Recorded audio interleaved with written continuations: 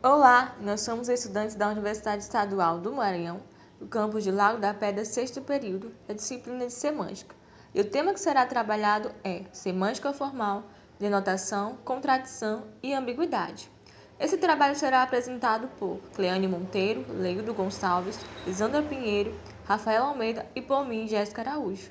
E ao longo do trabalho serão apontados os seguintes tópicos: semântica formal, o que a semântica formal estuda, denotação, contradição e ambiguidade. O que a semântica estuda? A semântica é a ciência que estuda o significado e a interpretação dos significados das palavras, das frases ou expressões. Então, ela é a parte da linguística que estuda os significados e também estuda as mudanças de significados que as palavras podem ter. Então, vamos observar essa imagem. A gente tem aqui a palavra cesta e ela aparece aqui com três significados diferentes. Na primeira imagem tem em si uma cesta, né, o objeto, e na segunda imagem tem cesta soneca, a pessoa tirando uma soneca, e na última imagem tem em si sexta, que é um dia da semana. Então, percebe-se que é o mesmo nome, mas que tem significados diferentes. E a semântica, ela é uma parte da ciência que tem vários tipos de semântica, como, por exemplo, a semântica cognitiva, a semântica textual, a semântica lexical, a semântica argumentativa e a semântica discursiva. Então, todas elas estudam o significado, mas de maneira diferente. Então, agora que a gente já viu o que é a semântica, vamos ver o que é a semântica formal.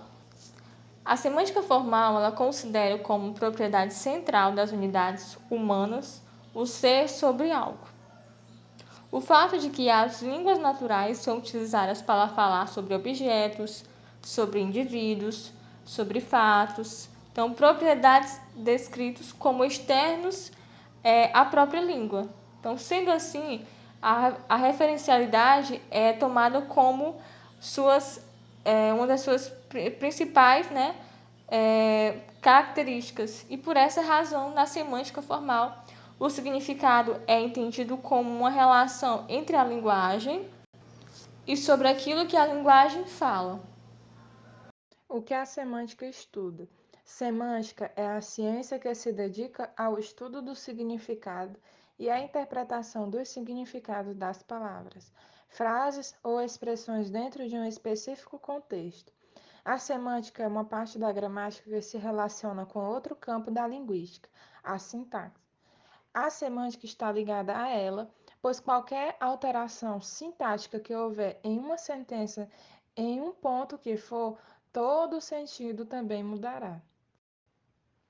Conhecida também como estudo de significado, a semântica tem por objetivo explicar o sentido da mensagem que está sendo transmitida. A análise semântica poderá ser feita pela explicação da mensagem e por meio do olhar atento ao texto completo ou através das palavras que estão compondo a oração. Assim, é a parte da linguística que estuda o significado das palavras, das frases, dos símbolos e imagens. Além disso, a semântica dedica-se ao estudo das distintas mudanças de significado que as palavras podem ter dentro de diferentes contextos. A semântica também analisa as transformações de significados que acontecem nas formas linguísticas devido a fatores como o tempo. Elas são divididas em duas vertentes, a semântica síncrônica e a semântica diacrônica. A síncrônica é aquela que estuda o significado das palavras no momento atual. É a semântica descritiva, que tem relação com a evolução da língua. Semântica diacrônica é aquela que estuda o significado das palavras em um determinado espaço. É a semântica histórica, que tem relação com o tempo passado. Em linguística, a denotação consiste na correspondência entre o signo linguístico, a palavra, e o seu referente, o objeto. Assim surge o sentido primeiro de uma palavra, tal como se apresenta no código da língua e se encontra definida pelos dicionários, que equivale à função referencial da linguagem. Uma língua é constituída por um conjunto de palavras e de regras para combiná-las. As palavras são associadas por convenção a objetos, isto é, os denotam. Em virtude dessa associação, podemos empregar sequências de elementos lexicais para codificar as situações em que os objetos se encontram. Basicamente, essa é a relação explicitada pela referência e pelo sentido da língua. A relação de referência é a relação estabelecida entre uma expressão linguística e um objeto no mundo. Existe uma longa tradição na literatura que tende a identificar o problema do significado com o problema da referência, e de acordo com essa concepção, o significado de uma palavra pode ser explicado em termos da relação entre a palavra e o objeto a que esta se refere. Essa concepção referencial também é conhecida como extensional, porque trata o significado em termos dos objetos chamados extensões, a que se refere os itens da língua. Quando se diz nesta página, a expressão por um lado é parte da língua portuguesa, porém, por outro lado, quando usada em determinado contexto, identifica um pedaço de papel em particular, alguma coisa que você pode segurar entre os dedos, um pequeno pedaço de mundo. Portanto, tem sido escolha a expressão linguística nesta página, que é a parte da língua, e o objeto que você pode segurar entre os dedos, que é a parte do mundo. A referência é exatamente o objeto alcançado no mundo quando você usa a expressão da língua para se referir a esse objeto específico. Como a referência lida com as relações entre a língua e o mundo, ela é, portanto, dependente do enunciado, ou seja, a referência é uma relação entre expressões e aquilo que elas representam em ocasiões particulares. Contradição. A noção de contradição, por sua vez, está ligada às orações de acarretamento e sinonímia. Ela acontece quando as duas expressões têm sentidos incompatíveis com a mesma situação. Vejamos os exemplos. Sentença 54. João beijou a Maria, mas Maria não foi beijada pelo João. Sentença 55. A Maria comeu mamão de manhã, mas não comeu nenhuma fruta. Então, se a gente for observar as sentenças 54 e 55, o que podemos notar é que elas são contraditórias. A relação lexical a que chamamos homonímia pode ou não envolver contradição. Ela se apoia nas noções de contrário ou oposto, mas essas relações não envolvem necessariamente uma contradição. Vejamos os exemplos. Exemplo A. Carlos nasceu na Bahia. Exemplo B. Carlos morreu na Bahia. Carlos deu um presente para a Maria. Carlos recebeu um presente de Maria. Então, nas sentenças 56 e 58, o que podemos observar é que elas não envolvem relação de contradição, por mais que elas possuem itens lexicais que são considerados opostos. Trataremos agora a respeito da ambiguidade. E o que é ambiguidade? O que significa? Cansado nos diz que temos então que a ambiguidade é um fenômeno que aparece quando uma simples palavra ou um grupo de palavras é associado a mais de um significado. De modo resumido, a ambiguidade surge quando uma palavra em dado contexto pode ter mais de uma interpretação.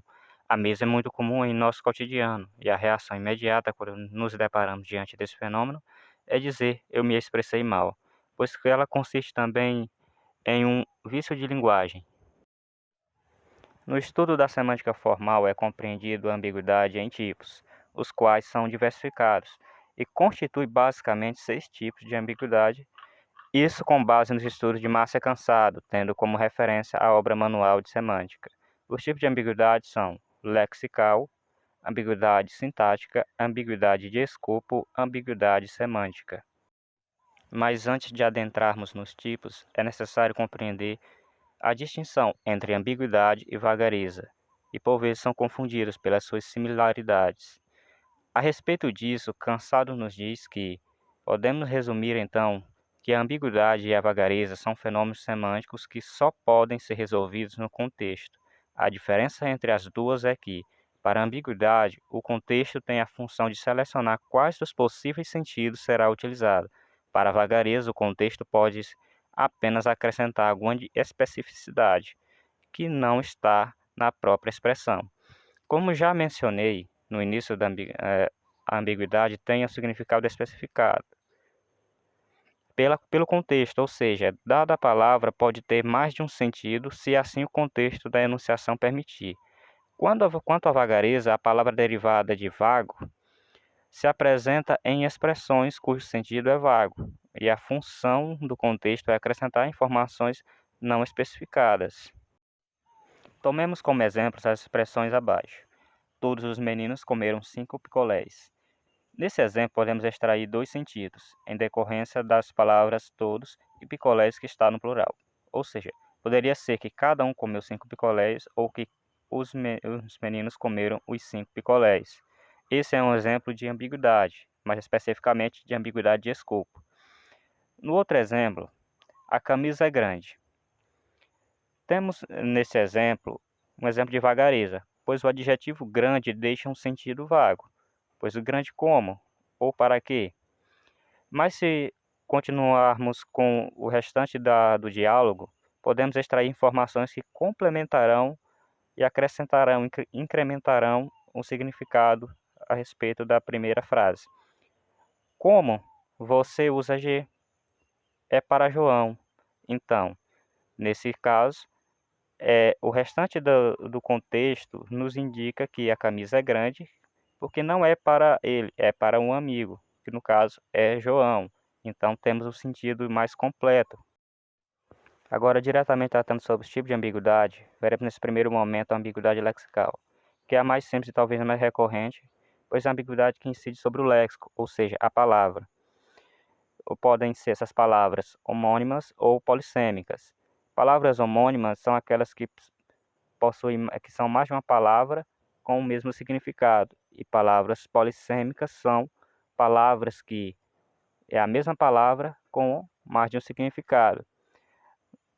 Tomemos como exemplo a frase Carlos sujou a manga.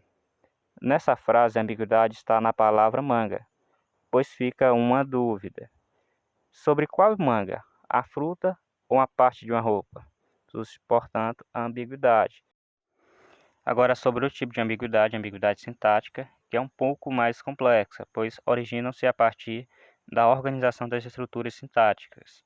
No exemplo, homens e mulheres com graduação podem se escrever, podemos extrair dessa enunciação duas interpretações possíveis.